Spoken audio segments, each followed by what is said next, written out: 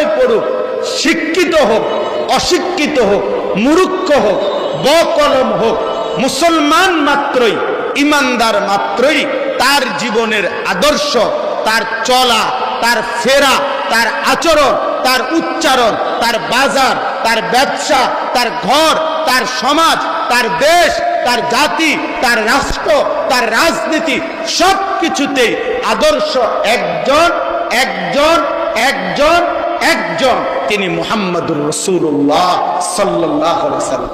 অতএব আপনাদের সবার কাছে এটা আমার বিনীত অনুরোধ, চলেন আমরা সবাই মিলে এই সিদ্ধান্ত নেই, জীবন সাজাবো রাসূলুল্লাহ সাল্লাল্লাহু আলাইহি সাল্লামের সিরাত এবং সুন্নাহর ধাঁচে। বলেন ইনশাআল্লাহ, বলেন ইনশাআল্লাহ। আজকে অনেক যুবক ভাই আছো, নওজোয়ান ভাই, তোমাদের কাছে এই ভাই হিসাবে বিনীত অনুরোধ, বেঈমানের মতো চুল রাইখো না বন্ধু, রাসূলুল্লাহ সাল্লাল্লাহু আলাইহি সাল্লামের মতো, সাহাবায়ে কেরামের মতো চুল রাখো। আমার প্রিয় ভাই, আমার নওজোয়ান বন্ধু, চেহারা, সুরত, চলা ফেরা রাসূলুল্লাহ সাল্লাল্লাহু আলাইহি সাল্লামের সুন্নাতের রঙে সাজাও, সাহাবায়ে কেরামের রঙে সাজাও। প্রিয় বন্ধু, কোন রেসলিং খেলোয়াড় মুসলমানের যুবকের আদর্শ হইতে পারে না, কোন ফুটবল ক্রিকেটের খেলোয়াড় মুসলমান যুবকের আদর্শ হইতে পারে না।